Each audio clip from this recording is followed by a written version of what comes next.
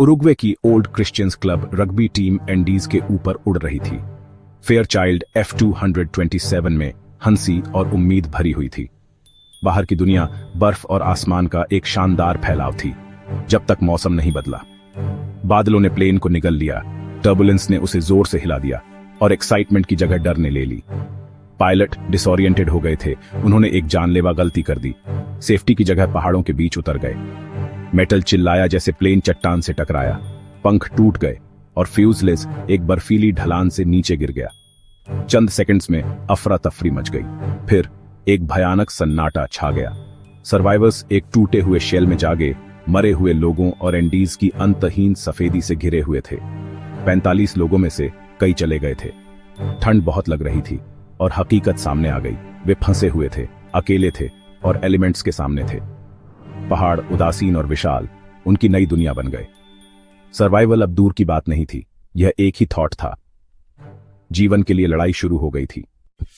जैसे ही सर्वाइवर्स ने captain Marcelo Perez के लीडरशिप में घायलों की देखभाल की और मलबे से एक शेल्टर बनाया, इंस्टिंक्ट ने काम करना शुरू कर दिया।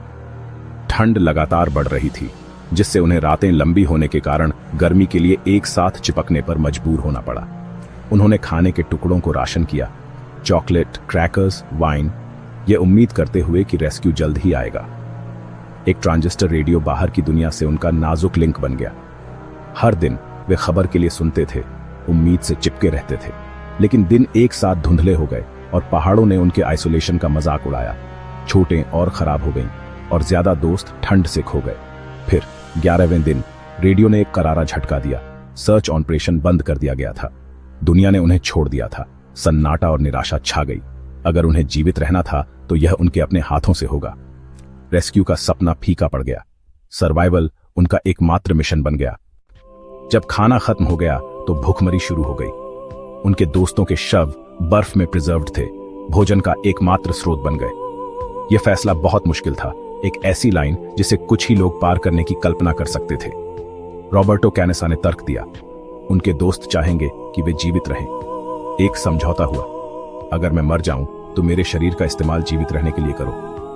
पहला एक्ट भयानक था, लेकिन इसने उन्हें ताकत दी। वे मॉन्स्टर्स नहीं थे, बल्कि ऐसे युवा थे जो फिर से घर देखना चाहते थे।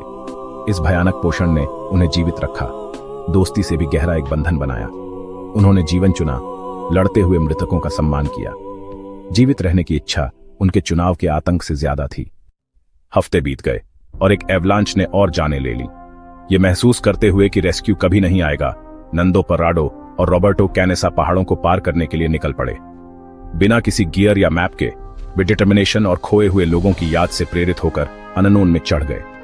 ट्रैक बहुत मुश्किल था, पतली हवा, ठंडी रातें, अंतहीन चोटियां। छोटी पर उम्मीद लगभग मर गई और पहाड़ उनके सामने फैले हुए थे। लेकिन पराडो ने हार मानने से इनकार कर दिया, कैनेसा को आगे बढ़ने के लिए कहा। 10 दिनों तक वे आगे बढ़ते रहे। शरीर टूट गए थे, लेकिन स्पिरिट अदम्य थे। आखिरकार वे एक नदी पर पहुंचे और एक चिल्ली के शेफर्ड सर्जियो कैटालन को देखा। इतने कमजोर थे कि चिल्ला नहीं सकते थे। उन्होंने पानी के पार एक नोट फेंका। कैटालन समझ गए और मदद का वादा किया। उन्हें रोटी फेंकी गई, साल्वेशन का एक स्वाद। रेस्क्यू आखिरकार करीब था। असंभव सफर अपने अंत तक पहुंच गया था। सर्जियो कैटालन ने अधिकारियों को अलर्ट किया और 22 दिसंबर को क्रैश के 72 दिन बाद हेलीकॉप्टर आ गए। फ्यूजलेज पर 14 सर्वाइवर्स ने साल्वेशन की आवाज सुनी।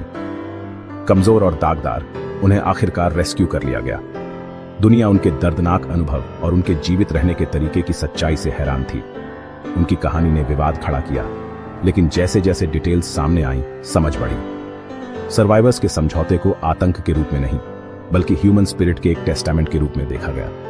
उन्होंने ओन ऑर्गेनाइज किया था, एक दूसरे की देखभाल की थी और हार मानने से इनकार कर दिया था। उनका दर्दनाक अनुभव उम्मीद, रेसिलियंस और यूनिटी की शक्ति का एक सबक बन गया। 16 सर्वाइवर्स ने खोए हुए लोगों की याद का सम्मान किया। एंडीज में चमत्कार से आकार दिए गए जीवन जीते रहे।